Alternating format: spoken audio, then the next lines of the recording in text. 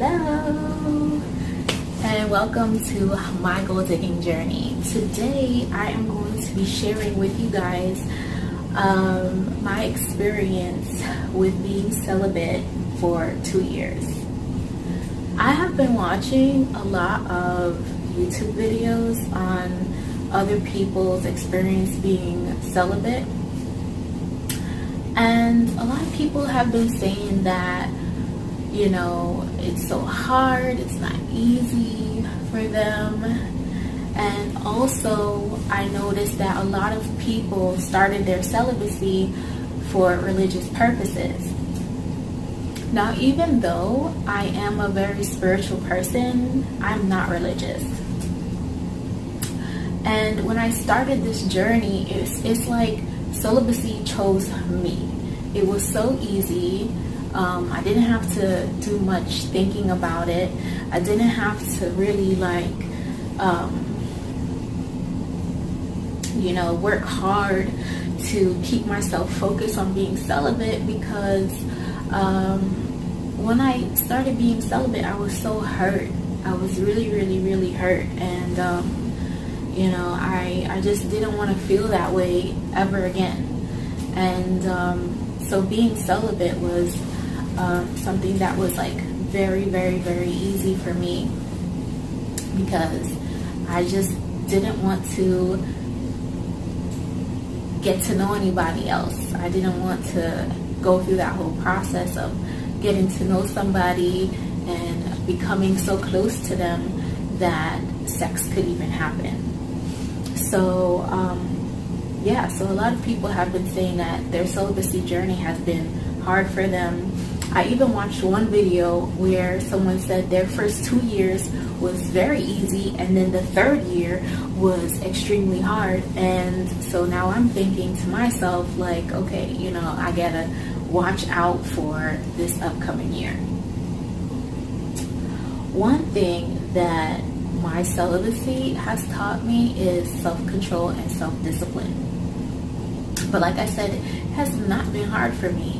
I'm not dating anybody. I'm not looking to date anybody.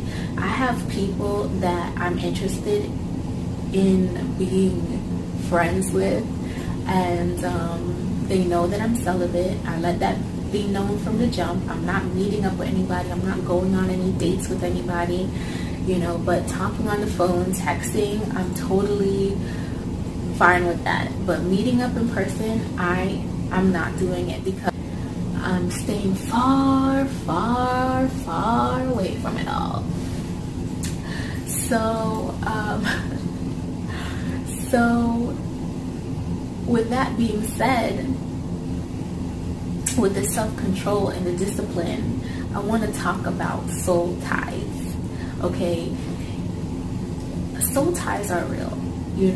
It may not happen with every person that you are intimate with, but for sure I know that soul ties are real, and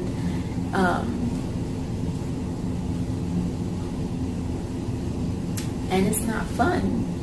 It's not fun being connected to somebody that you're not going to have a future with. That's like the worst thing, is to feel something so strong, so vibrant, that it drives you crazy, and you and this person are not even going to be together. That's not going to be your husband. You're not going to be their wife. That is a horrible feeling. Who wants that? That's why it only makes sense that God intended for us to have sex after marriage. I don't know if I'm going to be celibate until marriage, but I know that I am going to definitely try for that, because who wants to be connected to just another person? My journey in being celibate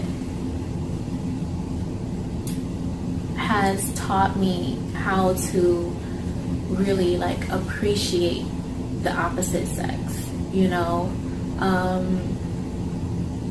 I feel like in dating in the past, I never was able to build that foundation of friendship in the relationship. And that's the most important thing that you can do in a relationship, is be friends with that person, because the ultimate goal is marriage, and marriage is a partnership. How can you build a partnership with a person that you're not even friends with? So definitely, in talking to the men that I'm talking to now, it's become so much easier to get to know them, to know the way they think, because sex is not a part of that. I don't allow any kind of, sexual conversations. So we're able to talk about so many different things, and I'm able to also weed out people who are not sincere. Because let's face it, a lot of people, I'm not going to say men, because there are celibate men out here, but a lot of people are just sexually driven. That's all they want, and we live in a sexually driven society. So I really can't blame them. You turn on the TV, doesn't even have to be cable television. You turn on TV and everything is about sex. So building a emotional, mental, and spiritual relationship with somebody is my main focus in my celibacy journey. I really want to find that person that I have an unbreakable connection with. That's really what I'm hungry for. During my celibacy, I have learned that I am so much more focused on my visions for myself. I know what I want. I am definitely planning and working towards the things that I want. And before I was celibate, I was kind of like, I would be focused one minute, and the next minute I'm focused on that person that has my attention. And,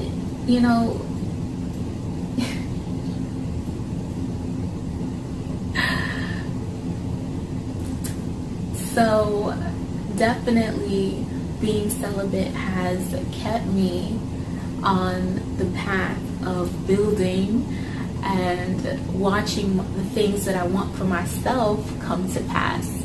And that's all a part of God's plan too. I may have not started my journey to please God and get closer to God, but when you line up with the Word of God, you'll see things start to happen for you. And this is definitely one of the choices that I've made, that I noticed that I'm getting in alignment with God. So, I am very grateful for listening to that inner voice inside, that says, you know what? You need to stop this. This is it. This is for me. So definitely my celibacy has strengthened the focus inside of me. And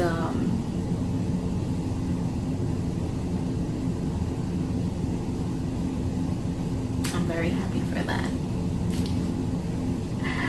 Because when you start thinking about a certain person, you might be, trying to get some work done, and then all of a sudden, you might have a little flashback, and then, you don't want to work anymore. Now you want to send a text, hey, big head.